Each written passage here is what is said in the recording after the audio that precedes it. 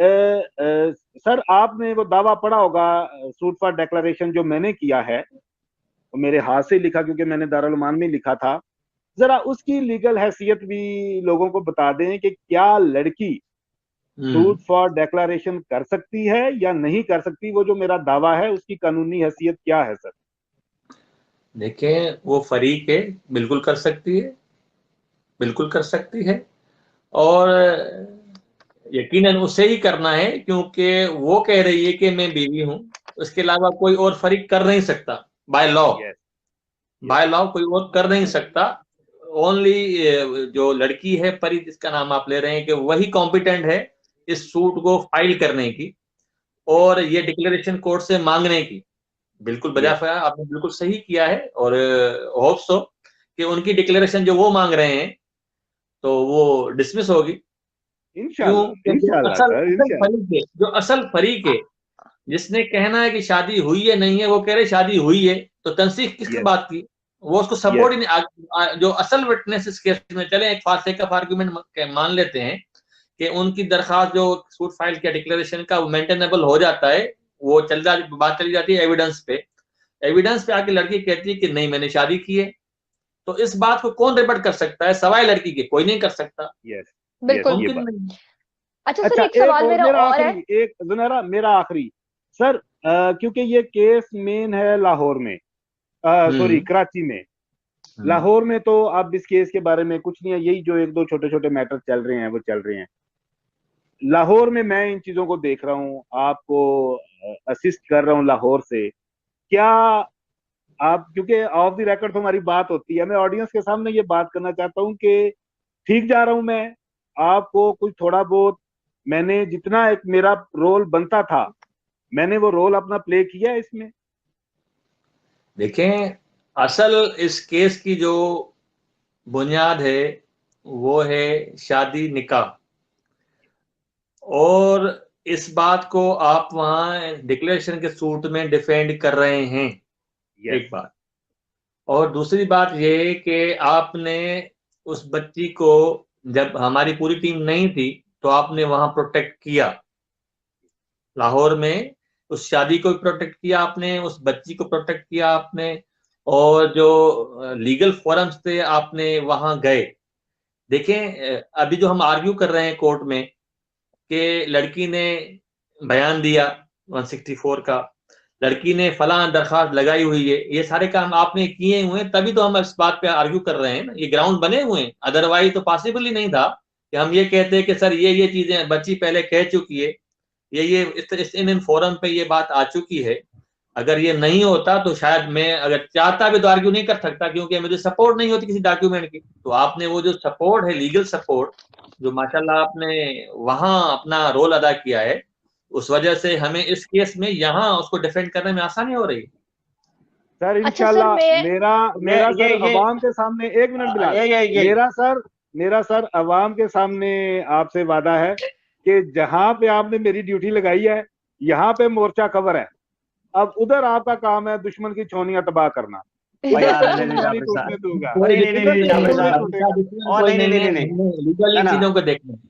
जी जी जी, नहीं जाफरी साहब तुसी मरवा देंगे। आप देखें क्या कहते मरवा देंगे। सही तो पंजाबी सीखे, तुसी मरवा दोगे।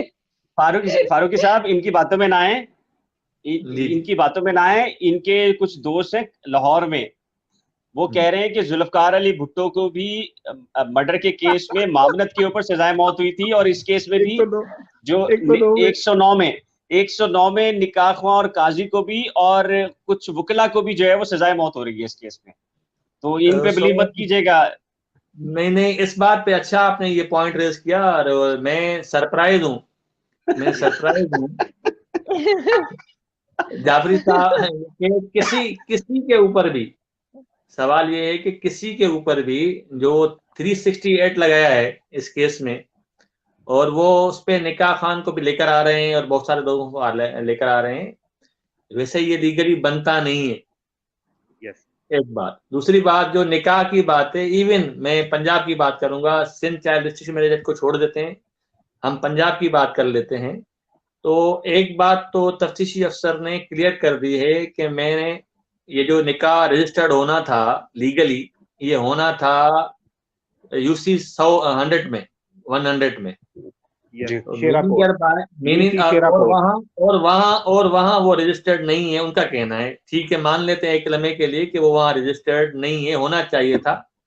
तो उसके लिए उसी 1961 का जो लॉ है, ऑर्डिनेंस है, फैमिली कोड ऑर्डिनेंस, उसमें सजाएं भी रखी हैं, बताई हुई है। नहीं, 6 महीने 3 महीने की सजा है उस मौलवी साहब के लिए जो रजिस्टर नहीं करवाता। तो इसको किसी भी तरीके से सजाए मौत में बिलाल साहब नहीं ले जा सकते, कोई चाहे भी। यूट्यूब पे दे सकते हैं सजा, यूट्यूब पे दे सकते हैं सजा। सर वो किसी डमी को खड़ा कर, वो किसी डमी को किसी, हाँ यही तो कह रहे हैं। वो जैसे पुतले नहीं होते, पुतलों के ऊपर उनको चपले मपले मार के सजा वजा दे के लोग निकल जाते हैं आगे। तो ये तो कर सकते हैं ना, यूट्यूब के ऊपर बैठ के तो सजाए मौत दे सकते हैं ना।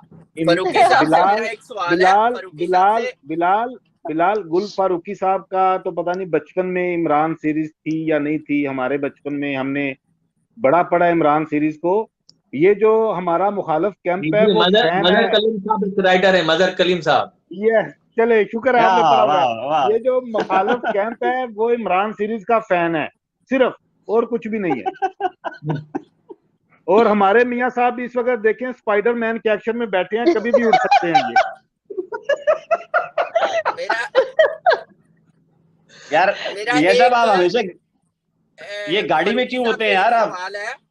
सिंध का सबसे जो पूरे सिंध को रिप्रेजेंट करते हैं एडवोकेट जनरल, उन्होंने फरमाया, उन्होंने कहा कि ये सिंध का केस नहीं बनता, ये पंजाब का केस बनता है।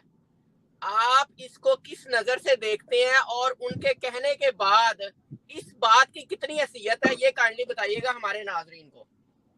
जी, आपने बहुत अच्छा सवाल किया कि एडवोकेट जनरल साहब ने इस बात को बिल्कुल कैटेगरिकली और स्पेसिफिकली कोर्ट में गुजारिश की कोर्ट को कि ऐसी कोई भी एफआईआर सिंध में रजिस्टर्ड नहीं है चाइल्ड रिस्ट्रिक्शन मैरिज के हवाले से, एक बात।